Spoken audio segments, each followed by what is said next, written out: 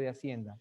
Estos lineamientos específicos simplificaron la identificación de las necesidades y requerimientos vinculados con la pandemia, pero eliminaron el elemento de la competencia entre personas interesadas en proporcionar obras, bienes y servicios al Estado, porque consideró utilizar procesos de compra directa con modificaciones en las formas de pago, garantías, modificaciones contractuales y terminación contractual anticipada.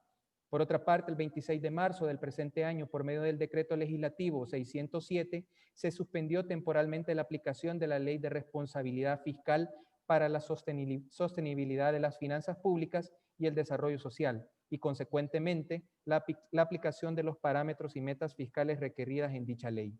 Todos estos cambios en la forma de administrar los fondos públicos pueden prestarse a cuestionamientos sobre la falta de publicidad de las adquisiciones y contrataciones públicas, la ausencia o desactualización de la información y la falta de criterios para rendir cuentas sobre la emergencia sanitaria. Esta preocupación de fortalecer los mecanismos de control y transparencia está presente a nivel regional y está directamente vinculada al impacto sobre los derechos humanos que pueden significar un mal manejo en el uso de los fondos públicos. Es así que se destaca la resolución del 10 de abril del presente año emitida por la Comisión Interamericana de Derechos Humanos titulada Pandemia y Derechos Humanos en las Américas, en las que llama a los estados a fortalecer los mecanismos de transparencia y rendición de cuentas como principio fundamental de las políticas públicas con enfoque de derechos humanos y como vía para garantizar el derecho de acceso a la información de la población. Es precisamente en este contexto que se requiere que los mecanismos de control estatal funcionen de manera efectiva y no se flexibilicen. Es ahí donde la ética pública juega un papel importante porque es un deber ético de todas las personas sujetas a la ley a utilizar los bienes, fondos, recursos públicos o servicios contratados únicamente para el cumplimiento de los fines institucionales para los cuales están destinados. Es imprescindible que los servidores públicos tengan presente y ejecuten acciones de la mano de los principios de la ética pública y en especial la supremacía del interés público, la probidad, la transparencia y la rendición de cuentas para evitar que la pandemia nos deje situaciones vinculadas a la corrupción. Antes de concluir, permítame expresar la total disposición del Tribunal de Ética Gubernamental de brindar el apoyo en estas actividades que contribuyen con las instituciones públicas y la ciudadanía en general a desarrollar una cultura ética en las actuaciones de los servidores públicos y a la vez reiteramos nuestro profundo agradecimiento al maestro Nelson Eduardo Chac, Contralor General de la República del Perú y quien tiene una amplia experiencia en la administración pública por haber hecho un espacio en su agenda para compartirnos sus conocimientos en esta temática de actualidad vinculada al uso de los fondos públicos en el contexto de la pandemia de la COVID-19. Muchas gracias por su atención. En este momento daremos paso a la ponencia Uso de los fondos públicos en la pandemia, la cual será brindada por el licenciado Nelson Schack, de quien me permito leer un extracto de su currículum. Nelson Eduardo Schack Yalta es magíster en Gestión y Políticas Públicas por la Universidad de Chile y licenciado en Economía por la Universidad del Pacífico. Ha sido director general de Asuntos Económicos y Sociales del Ministerio de Economía y Finanzas, director nacional del Presupuesto Público del Perú y director del Banco de la Nación. También se ha desempeñado como coordinador del proyecto para el mejoramiento de los servicios de justicia en el Perú, un proyecto de modernización de la Administración de Justicia que se ejecutó con el apoyo técnico y financiero del Banco Mundial. Ha sido consultor internacional y ha realizado trabajos para el Banco Interamericano de Desarrollo, el Banco Mundial, la Delegación de la Comisión Europea y la Comisión Económica para América Latina en más de una docena de países de la región en temas de presupuestos por programas y por resultados, programación multianual, presupuesto participativo, planeación estratégica, programación de inversiones, adquisiciones públicas, auditorías de desempeño y desarrollo de evaluaciones de gasto público y rendición de cuentas, y estudio de análisis de la calidad del gasto público en áreas de seguridad y justicia.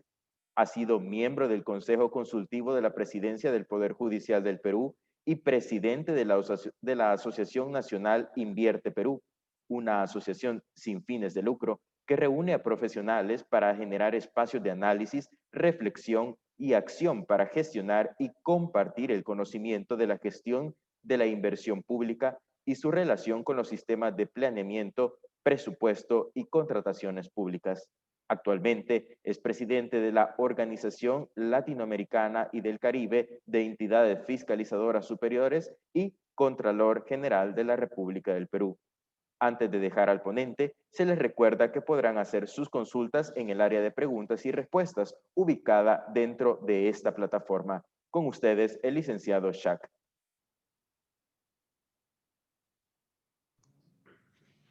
Muchas gracias, muy buenas tardes. Es para mí un gran placer estar con ustedes aquí. Quiero agradecer muy de veras la invitación del Tribunal Gubernamental de Ética de El Salvador por esta invitación. Tal como se ha indicado, la verdad es que esta pandemia ha generado una enorme cantidad de efectos económicos, sociales, en muchos casos también políticos, vinculados a la precariedad de los sistemas públicos para poder atender las demandas ciudadanas en tiempos de emergencia, ¿no? De hecho, hemos preparado una breve presentación, hay un montón de filminas en realidad que aquí mis colaboradores han elaborado, que se las vamos a compartir, pero yo voy a usar algunas nada más y me van a disculpar, voy a pasar muy rápidamente sobre otras. Pero lo primero que queríamos explicar un poco y compartir con ustedes la experiencia del caso peruano y de la Contraloría General de la República del Perú es ver cuál es la dimensión de la problemática, tanto sanitaria como económica, que ha traído como consecuencia el COVID en nuestro país. Luego ver cuáles han sido la dimensión de las medidas que ha implementado el gobierno, porque es precisamente esa la materia que debemos examinar en el marco del ejercicio del control y la fiscalización pública.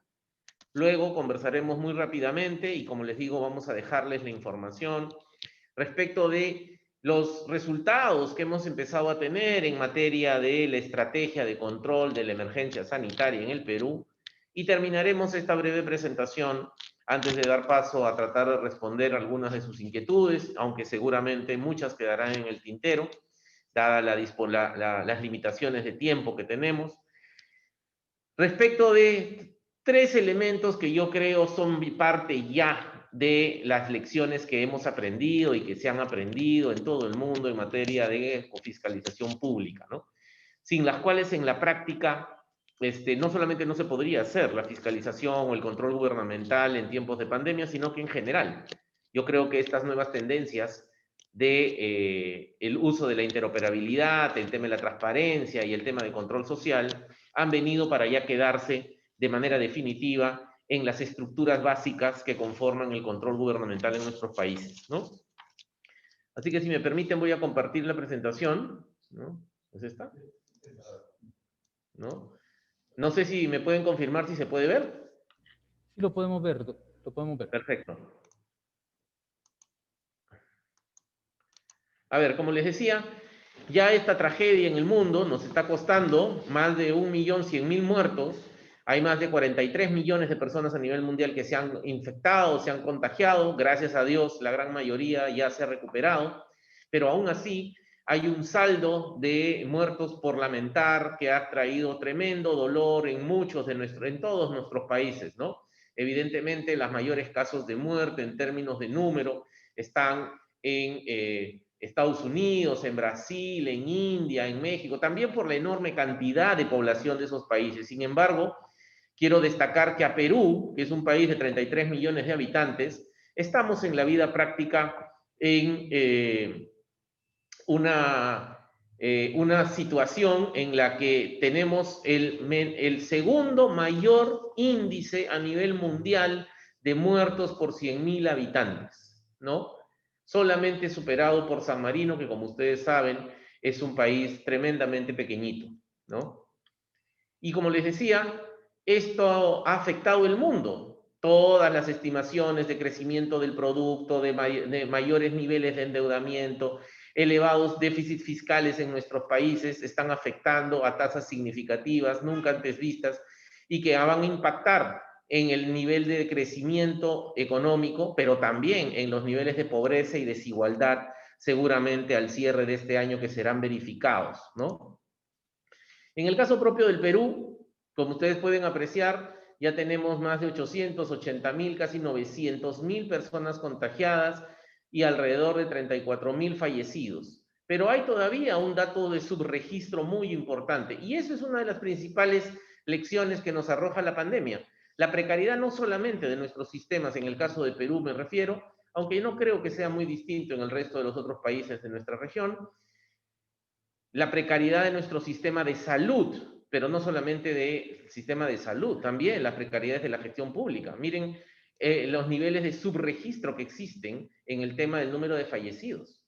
O sea, somos un país moderno, sí, como muchos de los que, como allá El Salvador, estamos en vías de desarrollo, pero por ejemplo en el caso del Perú no sabemos a ciencia cierta todavía cuántos muertos tenemos por COVID, a pesar de todos los sistemas de información que podríamos tener.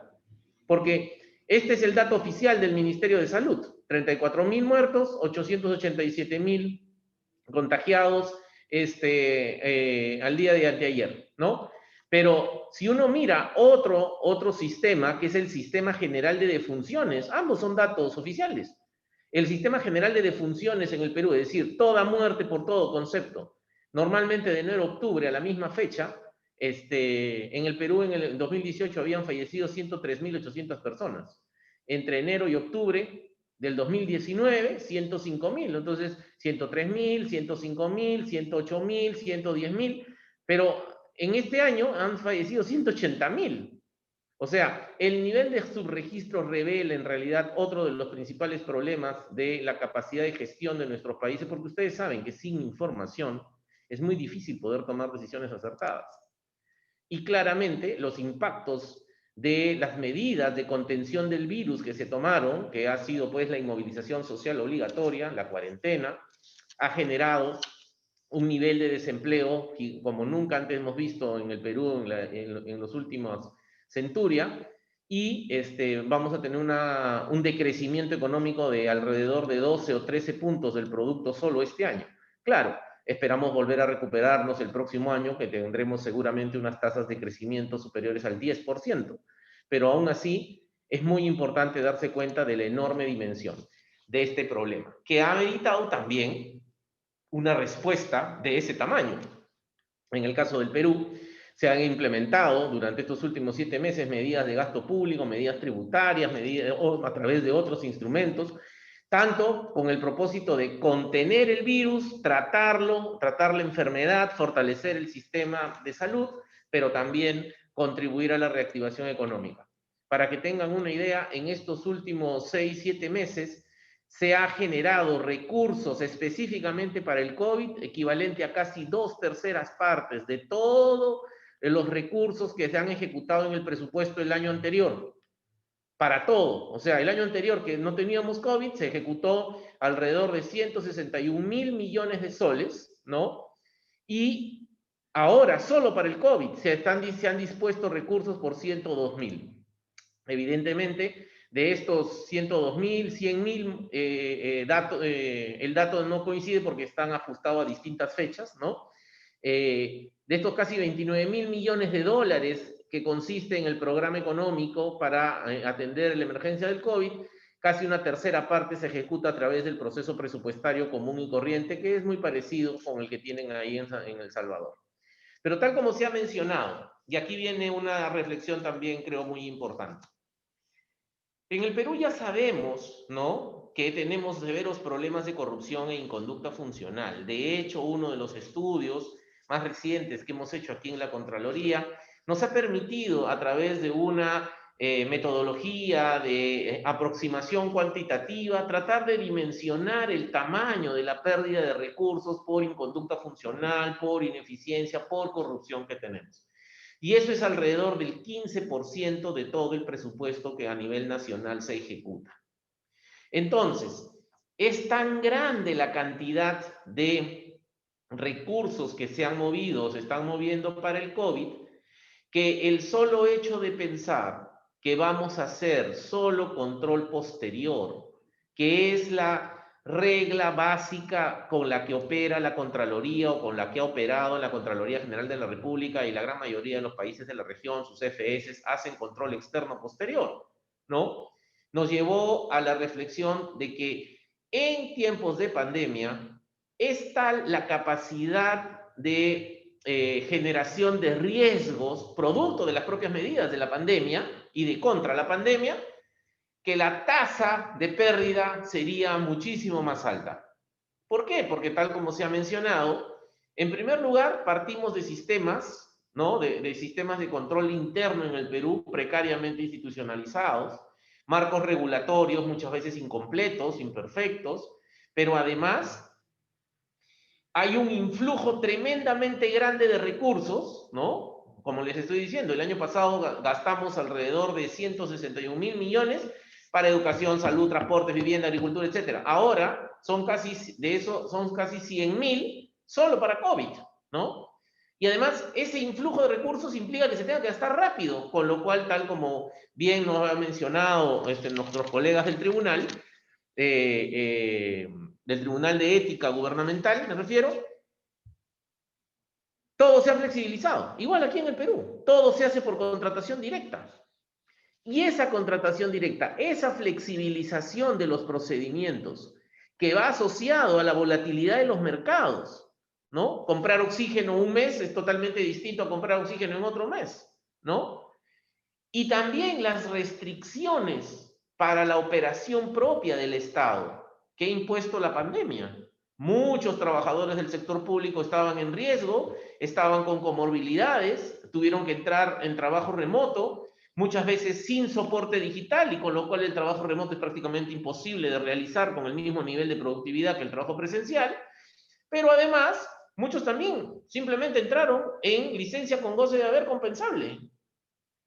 Pero por otro lado, las medidas de inmovilización social no solo reducen la capacidad operativa del Estado, reducen la capacidad de vigilancia ciudadana, porque los ciudadanos están en una situación parecida, ¿no? No pueden salir de sus casas, no tienen acceso a la información, porque obviamente muchas de las oficinas están cerradas, y entonces, si a eso le agregamos la volatilidad de los mercados y la aparición de un montón de proveedores golondrinos y con la generación de enormes conflictos de interés, los niveles de corrupción en una pandemia, en una emergencia, crecen exponencialmente. Y de eso hay abundante evidencia empírica, tanto nacional como internacional, ¿no? De hecho, ¿no? Han habido, ¿no? Una serie de situaciones que frente a esto nos llevaron a hacer las gestiones con el Congreso de la República para poder diseñar una estrategia de control un poco diferente frente a estas emergencias. No solamente hacer control posterior, sino más bien hacer un control concurrente. Hay que recordar que Perú ya tenía experiencia en los años anteriores respecto de este nuevo modelo de control concurrente que hemos venido impulsando, en una lógica no solamente sancionadora, sino más bien preventiva, disuasiva, advirtiendo de las situaciones adversas, de los hechos que se cometían de manera vulnerando la normatividad, no con el propósito de sancionar, porque en la concurrencia todavía se puede arreglar. Y entonces, de hecho, los miles de informes de control que la Contraloría en este tiempo, en estos últimos 6-7 meses, ha emitido en el marco de la pandemia en Perú, han contribuido a disuadir y a activar el control social y activar al resto de las instituciones del ecosistema de control, como por ejemplo la Fiscalía, cuando a pesar de que estábamos simplemente no generando informes de control posterior con el deslinde de responsabilidades administrativas, civiles y penales, sino el solo hecho de reflejar a nivel nacional lo que estábamos encontrando en los procesos de contratación de bienes, servicios, personas, para el caso con los recursos del COVID, pues ha motivado una activación de todo el ecosistema de control, y nuestra apuesta es que cuando el próximo año hagamos la evaluación de cuánto se ha perdido durante en la ejecución presupuestaria por problemas de corrupción e inconducta funcional, ese 15% no haya crecido, y ojalá que se haya podido reducir, ¿no? De hecho, como les mencionaba, ¿no? Todo el enfoque de la estrategia de control de COVID de la Contraloría durante los primeros 7-8 meses del año, porque hay que recordar que nosotros entramos con el tema de COVID en el mes de marzo, y prácticamente la cuarentena generalizada terminó en julio. Y desde julio tenemos cuarentenas muy focalizadas, pero todavía no recuperamos el íntegro de toda nuestra capacidad operacional. Por ejemplo, aquí en la Contraloría Estamos trabajando todavía al 70% de nuestra capacidad operacional. Pero les decía, todo el esfuerzo hasta ese entonces, yo diría hasta el mes de agosto, ha estado centrado no en hacer control posterior, sino en hacer control simultáneo.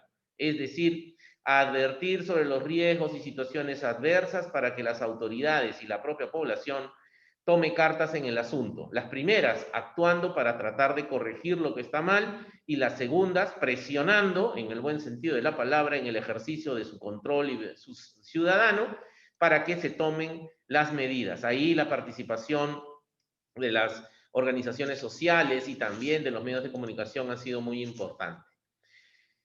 Y lo que hemos hecho es expandir el modelo de control concurrente en el cual hay un acompañamiento, hay un proceso de mapeo, es un modelo de gestión de riesgo en el cual se identifican de principio a fin en los procesos de contratación de bienes, servicios y obras cuáles son los momentos en donde la probabilidad y el impacto de la inconducta funcional y la corrupción pueden ser más altas. Esos momentos se llaman hitos de control y lo que hace un equipo multidisciplinario calificado de la Contraloría acompaña al gestor en ese mecanismo. Pero ojo, es simplemente un acompañamiento externo. Nosotros no entramos a la gestión, no cogestionamos, esto no invalida el control posterior al cual tenemos que desarrollar de ser necesario, porque evidentemente lo que hace el equipo de control es advertir. Sus informes, a diferencia del control posterior, no son vinculantes. Este modelo es un modelo de carácter preventivo, disuasivo, no es de control previo. Acuérdense de que siempre en la literatura hemos aprendido de que los tres tipos de control externo están previo, simultáneo y posterior.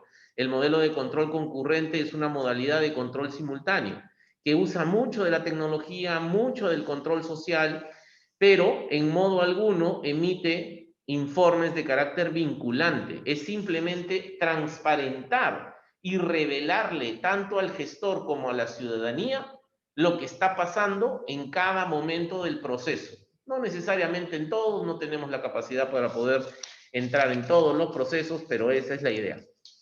Tanto en la configuración de la provisión de bienes, la prestación de servicios, como la contratación de obras. Y en esa lógica estructuramos un programa de control, que como ustedes se pueden dar cuenta, en ninguno de los objetivos principales y específicos de este modelo está lucha contra la corrupción y la inconducta funcional, porque concebimos en esta lógica del control concurrente que la lucha contra la inconducta funcional y la lucha contra la corrupción, que dicho sea de paso, tal como ya se ha mencionado, al final la corrupción, el acto corrupto es un acto personal y por tanto ahí el comportamiento ético, los valores, etcétera, la formación de los gestores públicos, pero no solamente de los gestores públicos, no solamente de los funcionarios públicos, porque no podemos dejar de advertir que detrás de cada corrupto público hay un corruptor privado, ¿no? Es decir, este esfuerzo de la sociedad de tener menores niveles de tolerancia a la corrupción y de luchar frontalmente contra ella, contra la operación de redes criminales, de organizaciones delictivas, etcétera, que es en donde se termina traduciendo ya los problemas de corrupción en muchos países de la región, como por ejemplo aquí en el Perú, donde ya no se trata solamente de casos aislados, sino de organizaciones que se interactúan entre sí para poder delinquir. Por ejemplo, el último caso de gran connotación que ustedes deben conocer es el caso Lavallato que hemos tenido, ¿no? Pero les decía, como ustedes pueden apreciar en esos objetivos del control de la emergencia sanitaria, dado que está centrado en el control concurrente, el luchar contra la corrupción no es un fin en sí mismo, es un medio para tratar de lograr que las medidas de política pública relacionadas al fortalecimiento de la capacidad de respuesta de los servicios de salud, a la mitigación de los efectos de las medidas del aislamiento y movilización social, a la implementación de las medidas de contención en la emergencia, así como las medidas de reactivación económica, se puedan llevar a la práctica. Es obvio que si los recursos se pierden porque se los roban, no va a haber posibilidad de que estas medidas de política puedan realmente generar un cambio o un mayor nivel de bienestar en nuestra población.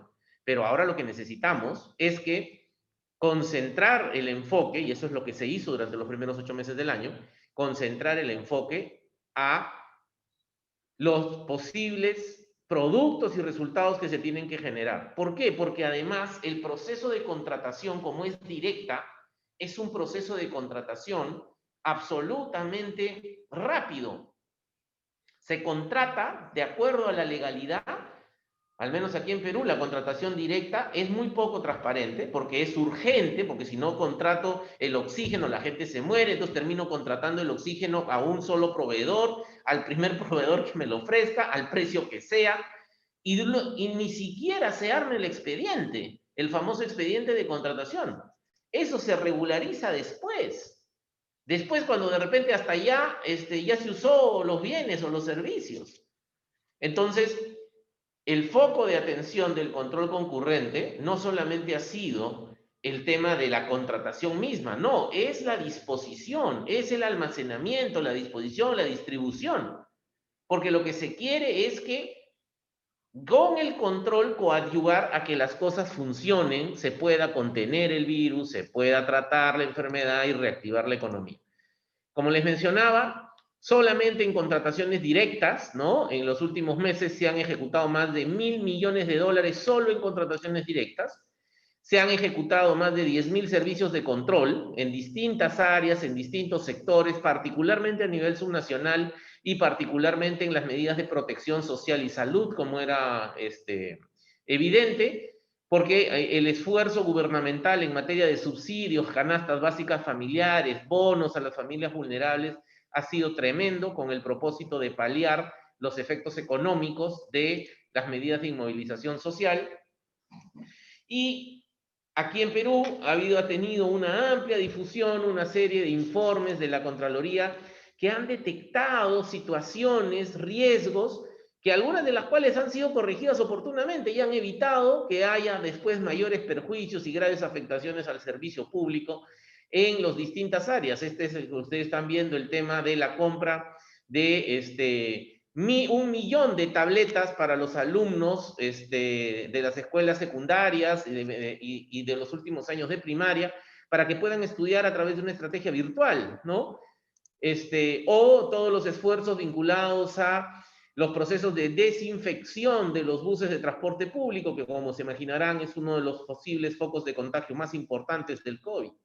O todo el tema de la implementación de los mecanismos de bioseguridad en comisarías, en penales, donde evidentemente ha habido, ¿no? En algunos casos, una deficiente operación de los servicios de aprovisionamiento de esas EPPs, y como era de esperar, también hemos entrado a ver los temas de las pruebas, las compras de las pruebas moleculares, las compras de las pruebas rápidas. Hemos hecho un barrido de prácticamente más de 100 hospitales a nivel nacional, a ver si cumplen con los estándares, si tienen los suficientes camas UCI, los equipamientos, etcétera, etcétera, etcétera, ¿no? Ahora, todo esto, como les decía, no hubiera sido posible si es que no hubiéramos estado ya trabajando en 3 cosas que considero muy importantes, que son para nosotros ya prácticamente lecciones aprendidas de nuestra intervención ahora en COVID, ¿no? Y ya voy acabando. La primera de ellas es, ya no es posible, hoy más que nunca, pero ya lo era antes, a fines del año pasado, pero hoy más que nunca, ya no es posible concebir la lucha contra la corrupción, concebir la fiscalización pública, el control gubernamental, sin el uso masivo de datos, de la analítica de datos, la Big Data, interoperabilidad, Analytics, Machine Learning, etcétera, etcétera, etcétera. Todos esos nombres que suenan en algunos casos muy de moda y muy rimbombantes, lo cierto es que ya no podemos concebir el control gubernamental de manera eficiente si no analizamos grandes volúmenes de información. Y para eso, lo primero que se necesita es poder interoperar. Y esa es una de las características que ha permitido que la Contraloría General de la República pueda llegar, como nunca lo ha hecho, por ejemplo, a una gran cantidad de distritos, ¿no? Y a producir una gran cantidad de informes, muchos de los cuales se han hecho y analizando las posibles desviaciones que sobre la base de la información oficial de los registros del sistema de contrataciones, del sistema de administración financiera, del sistema de personal, etcétera, se han venido ejecutando en el marco de esta pandemia, ¿no? De hecho, por ejemplo, solamente para que tengan una idea, en el año 2019 se produjeron más de 6.700 informes de control a partir de la interoperabilidad y el análisis masivo de información, ¿no? Todos estos son controles simultáneos, ¿no? O sea, en esta lógica más del control concurrente de advertir, prevenir para que se tomen las medidas y que se corrija a tiempo. Pero, por ejemplo, a partir de este análisis masivo de datos encontramos miles de casos, ¿no? En los cuales funcionarios públicos, incluso algunos ganando más de 1.000, 2.000, hasta 3.000 dólares mensuales, cobraron sus canastas, se beneficiaron de las canastas del gobierno, ¿no? Entonces, eso solamente se puede hacer con el apoyo de la interoperabilidad.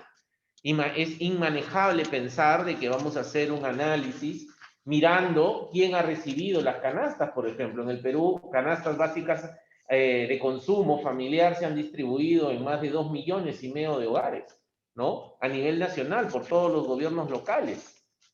Para que tengan una idea, nosotros tenemos 1.874 municipios en el Perú, 25 regiones, además de las entidades del gobierno nacional. Y la Contraloría trata de ejercer un control razonable sobre todo el espectro público. Otro importante tema, que también es una lección aprendida para nosotros, ¿no? Es el tema de transparencia, ¿no? Y transparencia en el actuar, no solamente en la provisión de datos para que puedan ser controlados, sino transparencia también en el actuar de las personas. Y ahí tiene una gran ligazón con el tema ético, ¿no? Con el tema de actuar de manera diligente, ¿no? De hecho, por ejemplo, hemos tenido que potenciar la información sobre obras, ¿no? A través de un sistema de infoobras que tenemos, ¿no? Pero también, se ha logrado publicitar a través de un sistema de informes de control y de un monitor en tiempos de COVID, toda la información en un solo sitio de todo lo que hace el Sistema Nacional de Control en el Perú y de las distintas medidas que se están adoptando tanto por parte del gobierno como por parte de los gobiernos nacional como por parte de los gobiernos regionales y locales. Y adicionalmente, en un esfuerzo conjunto, ¿no? Con la Cámara de Cuentas de la Federación Rusa, ¿no? Porque tal como ustedes ya deben saberlo, Perú tiene la presidencia del OLACEF, así como ahora Rusia tiene la presidencia del INTOSAI, que es la organización que agrupa a todas las CFS, a todas las entidades de fiscalización superior en el mundo, de las cuales la Corte de Cuentas del Salvador y también la Contraloría General de Perú somos parte. Se ha desarrollado un portal que trata de sistematizar, en el caso hoy por hoy, a más de 60 países, lo que han venido haciendo en términos de COVID, pero también las respuestas que eso ha merecido por parte de sus respectivas contralorías, cortes de cuentas, cámaras de cuentas, tribunales superiores de cuentas, etcétera, ¿no? Entonces, interoperabilidad, transparencia, acceso a la información.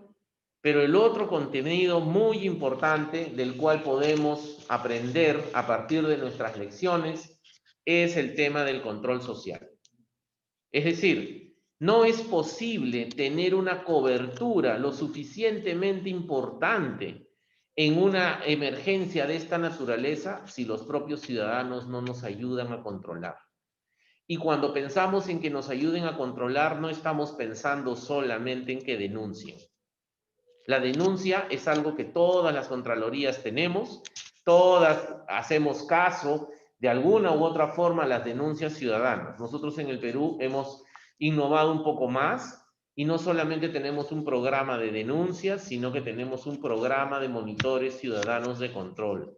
Es decir, un gran programa de voluntariado donde los ciudadanos interesados postulan al programa y luego de ser capacitados y haber aprobado todos los requisitos por parte de la Escuela Nacional de Control, son acreditados y se convierten en algo así como nuestros auditores juniors, nos acompañan en las visitas, hacen con nosotros el control. O sea, intervienen no solamente al momento de hacer las denuncias y planear y programar las acciones de control, sino que hacen las acciones de control con nosotros.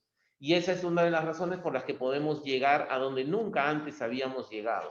Hoy por hoy hay en el Perú más de 10.000 ciudadanos monitores de control que trabajan con nosotros regularmente. Ahora en la pandemia ese número ha crecido vertiginosamente, porque hasta el año pasado solamente teníamos 3.000. Parece que la pandemia también ha generado el mayor interés por parte de los ciudadanos de participar activamente del control gubernamental, ¿no? De hecho, ahí hay una serie de informaciones vinculados a las audiencias públicas que hacemos, el programa de auditores juveniles que tenemos, como algunas otras FS. No solamente tenemos veedurías ciudadanas, sino más bien veedurías escolares. De hecho, ahorita estamos trabajando con más de 18.000 alumnos a nivel nacional de secundaria que nos están ayudando a controlar desde sus propias casas, en coordinación con los padres de familia y sus profesores, qué es lo que está pasando con el desempeño de este gigantesco programa que se llama en el Perú, en el sector de educación, Aprendo en Casa, que implica pues el saltar de la formación estudiantil presencial a una de manera virtual o a distancia, ¿no? Y evidentemente aquí hay una serie de datos vinculados a los monitores ciudadanos de control. Es interesante ver que en la práctica, con ellos ya se han visitado hasta la fecha, no solamente en la pandemia, sino sobre todo antes, en el 18 y 19, más de 4.500 obras, pequeñas obras en esas comunidades, en esos barrios alejados, porque hay que tener en cuenta que el deterioro del nivel de bienestar, las afectaciones que genera la corrupción y la inconducta funcional en el ciudadano de a pie, no se dan solamente en los grandes casos de corrupción, sino más bien en esas pequeñas intervenciones que tienen como propósito cambiarle la vida, solucionarle sus problemas ahí en su comunidad. Y por tanto, nadie mejor que el propio vecino, interesado y dispuesto a que las obras, las contrataciones se hagan bien y de manera transparente, ¿no? Eso era lo que quería compartir con ustedes. Les agradezco mucho esta oportunidad y quedamos atentos para el uso, para atender cualquier consulta de nuestros colegas asistentes a este importante seminario. Agradecemos a los que han participado activamente en el chat en esta actividad. A continuación, procedemos a abrir el espacio de preguntas y respuestas para el panelista, el licenciado Nelson Schack. La primera pregunta la realiza José Sigüenza. Él pregunta, ¿justifica la contratación directa por razón de la emergencia que se contrate a familiares o amigos para proveer bienes y servicios y a costos más altos que los que se podrían encontrar en el mercado?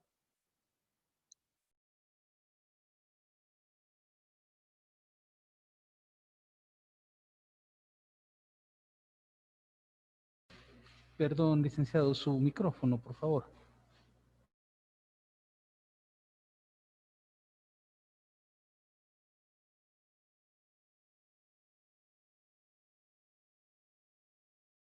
Es decir, eliminamos el proceso de selección porque es urgente contratar y la provisión de bienes o servicios, pero en modo alguno le puedes generar una vulneración, por ejemplo, a la norma de nepotismo en la contratación, ¿no? Entonces no puedes contratar a alguien que provea siendo tu pariente.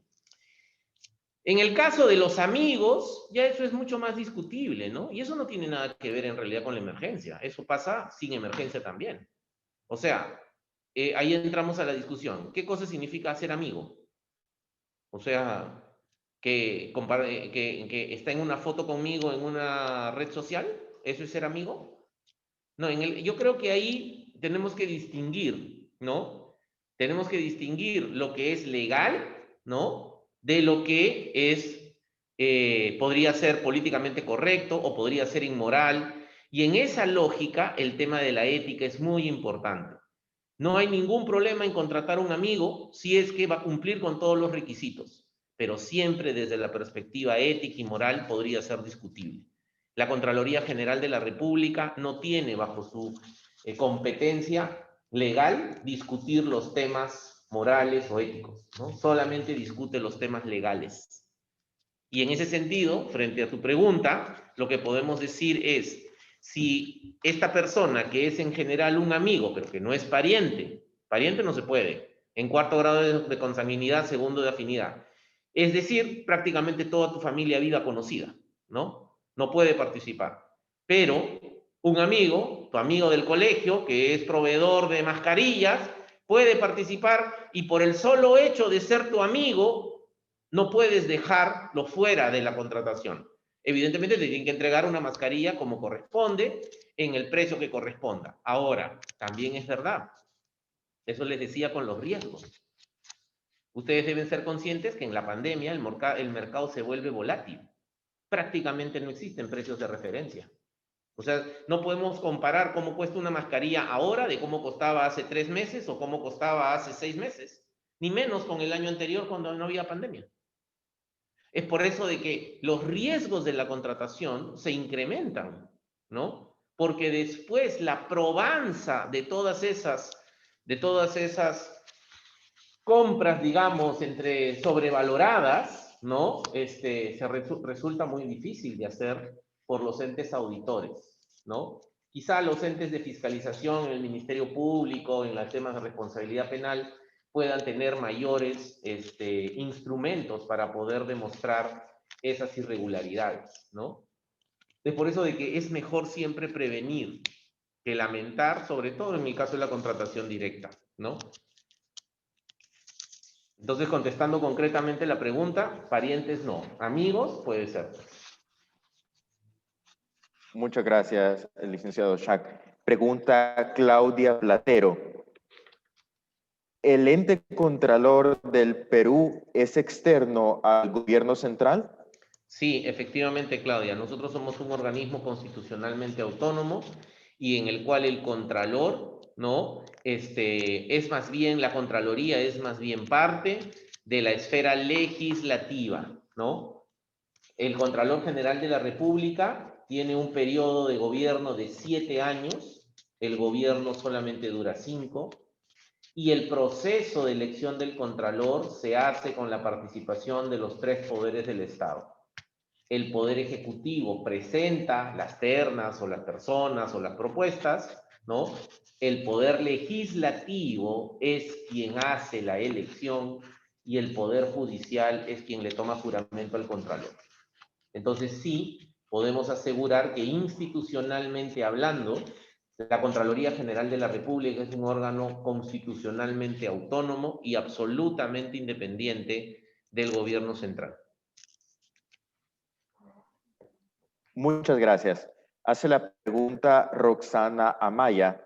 ¿Cómo se pueden fortalecer las unidades de auditoría interna en las instituciones públicas cuando éstas tienen dependencia administrativa y económica de la misma institución? Eso en realidad es muy difícil, ¿no? Lo que pasa es que ahí hay que ser conscientes de 2 cosas, ¿no? Hay una cosa que es el control interno, que esa es la principal línea de defensa para la lucha contra la corrupción y la inconducta funcional. Y el control interno tiene que ser hecho por la propia organización, por la propia administración, ¿no? Pero el tema que y eso es lo que muchas veces falla, ¿no?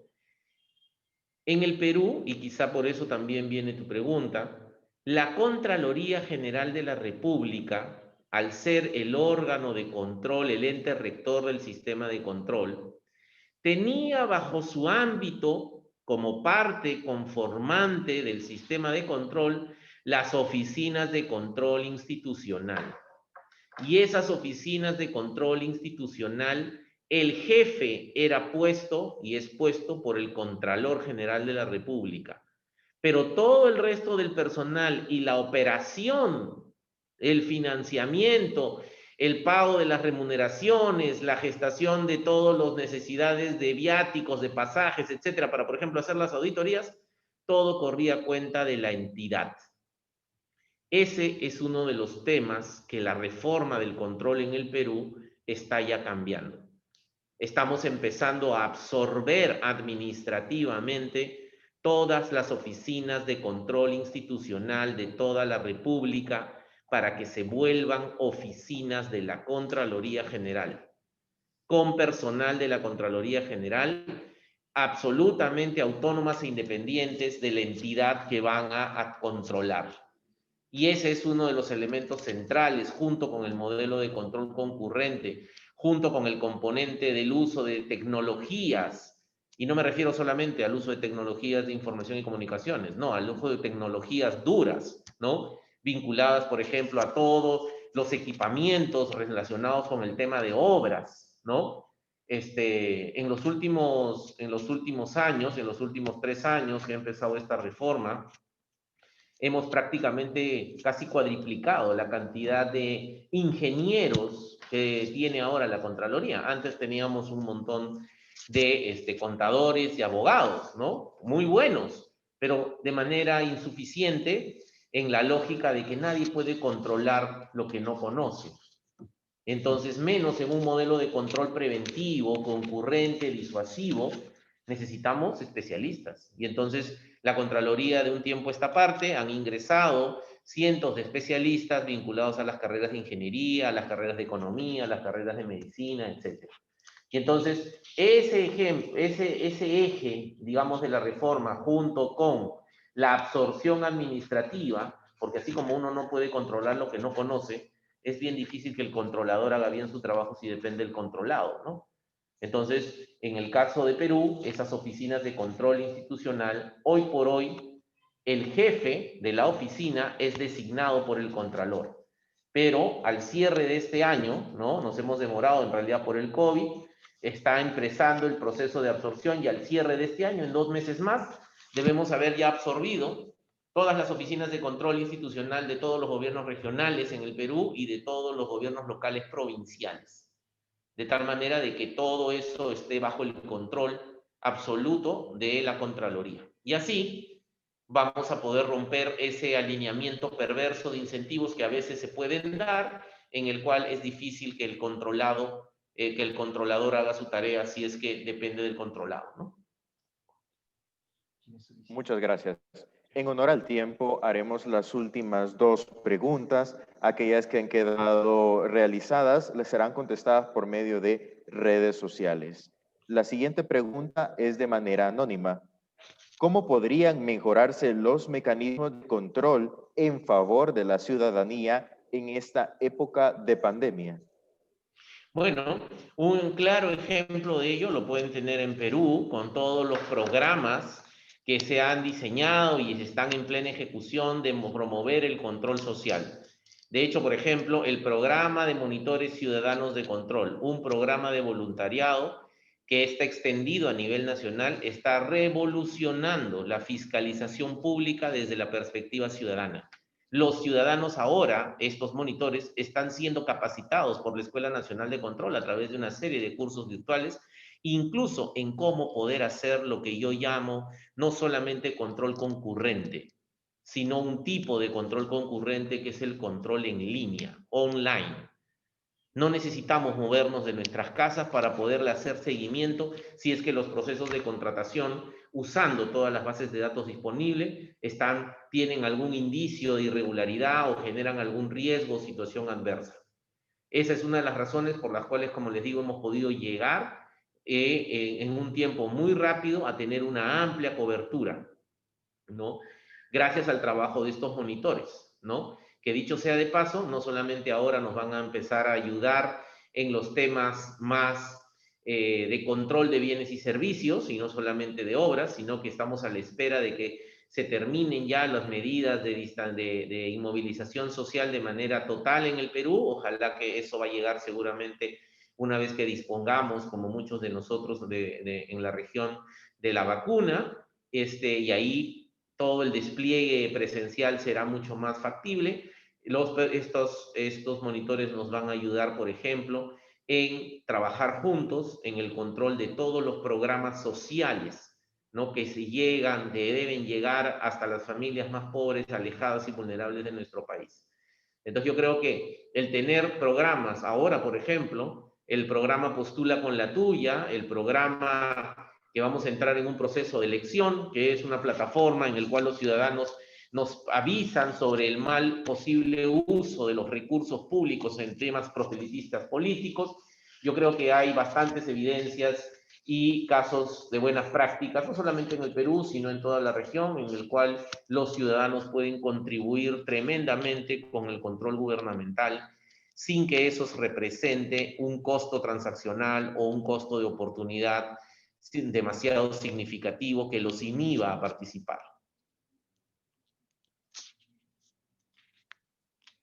Adelante.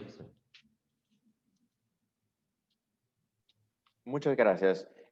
Pregunta Luis de León. ¿Considera usted es necesario también auditar y fiscalizar a los proveedores de bienes y servicios, ya que en dado caso exista corrupción, también forman parte de ello y no solo las instituciones públicas?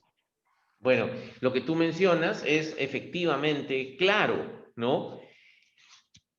Por eso les decía, no, hay ciertas cosas que son de sentido común, pero que a veces nos olvidamos de ellas, ¿no? Así como no puedes controlar lo que no conoces, ¿no? También detrás de cada corrupto público hay un corruptor privado. Y por tanto, desde la perspectiva estatal, el sector privado también tiene que ser controlado, supervisado y sobre todo sancionado. Pero desde la perspectiva estatal, estamos hablando de una parte mucho mayor a lo que hace la Contraloría. Hay una filmina ahí, y ustedes lo van a tener en las diapositivas, que habla sobre el ecosistema de control. Lo que hace que en una sociedad la corrupción no sea un problema sustancial público es que el ecosistema de control funciona, ¿no? Aquí, por ejemplo, en la Contraloría, nosotros literalmente no hacemos nada con el sector privado. Solo nos enfocamos, de acuerdo a nuestro mandato legal y constitucional, al sector público, a los funcionarios públicos. Deslindamos responsabilidades a funcionarios públicos. Si no es funcionario público, está fuera de nuestro ámbito de actuación. Pero eso no significa que deba quedar impune, ¿no? Eso no significa que los empresarios, malos empresarios, no deban ser sancionados o no deban ir presos. Pero eso ya tiene que encargarse, en el caso de Perú, no se encarga el sistema de control, se encargan los sistemas de justicia y también los sistemas de supervisión que tiene el Estado de las contrataciones estatales, que a través de sus tribunales pueden sancionar con inhabilitación, suspensión a todas estas malas empresas y empresarios que muchas veces hacen de las suyas en los procesos de contratación. Nosotros nos encargamos de lo público, el resto del ecosistema se encarga de lo privado.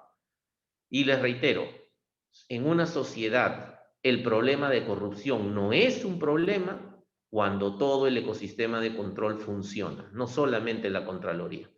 Es una cadena de valor grande y compleja que involucra múltiples instituciones, múltiples niveles de gobierno y no solamente control horizontal entre pares, entre instituciones, sino sobre todo vertical, con la participación de la ciudadanía en su relación con el Estado y, cómo no, desde el sector privado y los medios de comunicación. Eso es, José. Agradecemos al licenciado Shak por su importante participación y como parte del grupo de expertos participantes de la Semana Ética 2020 se le hará llegar un diploma de reconocimiento. De esta forma, con mucho gusto. De esta forma, llegamos al final de esta actividad. Que tengan una feliz tarde.